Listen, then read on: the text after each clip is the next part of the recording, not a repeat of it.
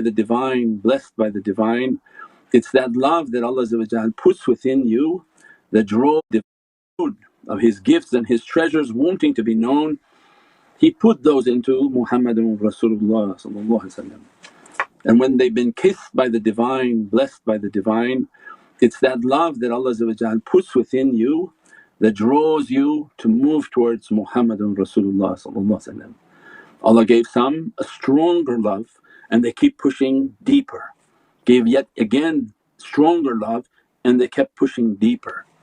And Mawlana Shaykh would say that, pray for love, that, Ya Rabbi grant me ishq muhabbat in my heart for those whom you love, and protect my heart from those whom you don't love. That it was a way of teaching us that keep asking Allah to keep that magnet strong, its immensity and its blessing something that can't be imagined. Because of the knowledges that we teach and the depth of those knowledges, people wonder, how can I achieve those? As we sat with our shaykh and he would speak of realities, thinking to myself, I'm never going to pray to reach those, I'm never going to do anything to achieve those.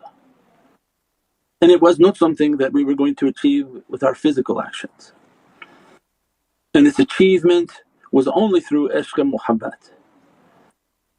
That it's like a visual that comes in our mind, is that you're on this lowly station of the earth and Allah turns on a charge, and that charge is so powerful that the servant lifted through every type of difficulty, every type of obstacle, every type of blockage, and when Allah's calling is pulling that servant.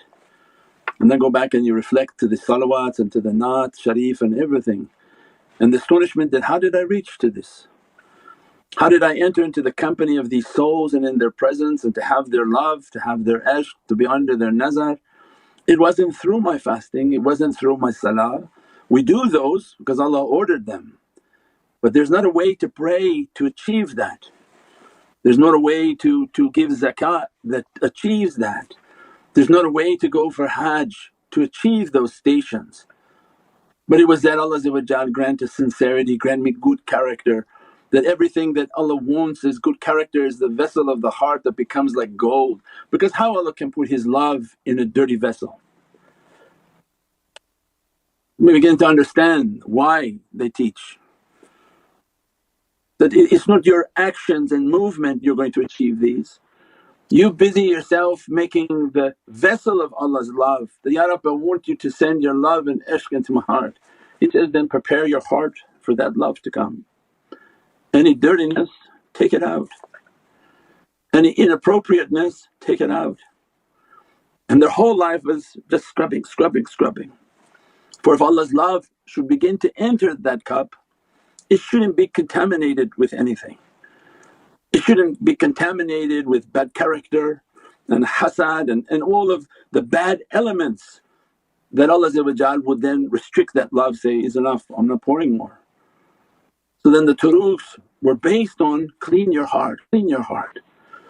Do your dhikr, look to your character, take an accounting of yourself.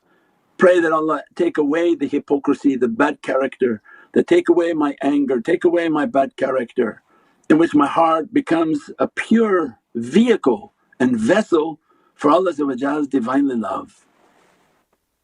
Or if Allah should begin to pour that love, the stations and proximities that are achieved can never be understood.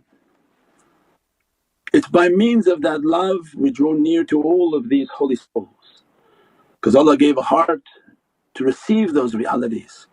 So they understood then the immense secret that when you have that type of heart, that Allah will pour that ishq, then love whom He loves. So we come into these beatific nights, say, Ya Rabbi for the immense love of Sayyidatina Fatima Zahra salam and the immense realities that her holy soul represents, pour that love within our heart. And by means of Allah pouring that love, you draw near to them.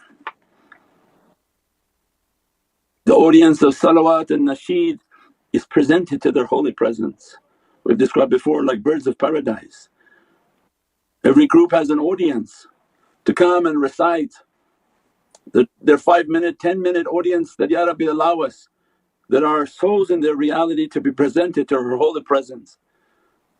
And as you're celebrating her birth, allow us to come and enter into that celebration and give our praisings and give our gratitude, Ya Rabbi, that what kind of nation that you made for us, that its king is Sayyidina Muhammad, and all these holy souls are his holy family, all these holy souls are his holy companions, the envy of all creation and all nations, and everything Allah has created envies the nation of Sayyidina Muhammad.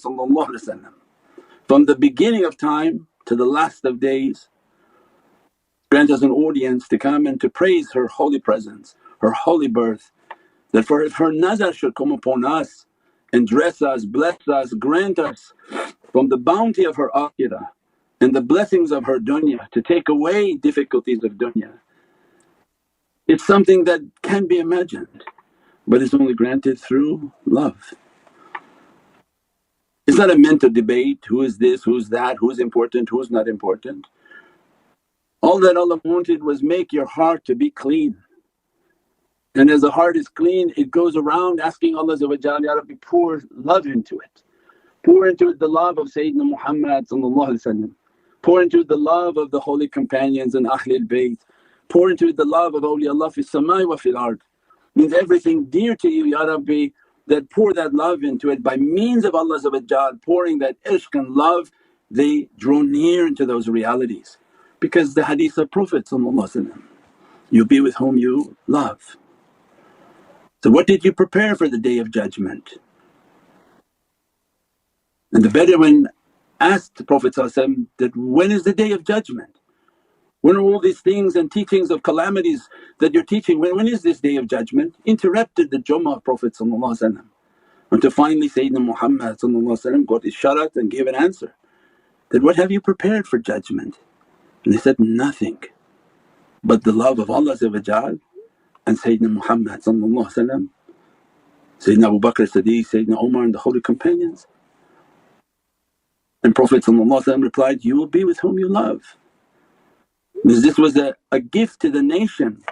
The one asking was sent to ask so that it would be revealed the depth of the realities of this nation in what they could achieve. Its only way would be through ishq and muhabbat. There's no action that people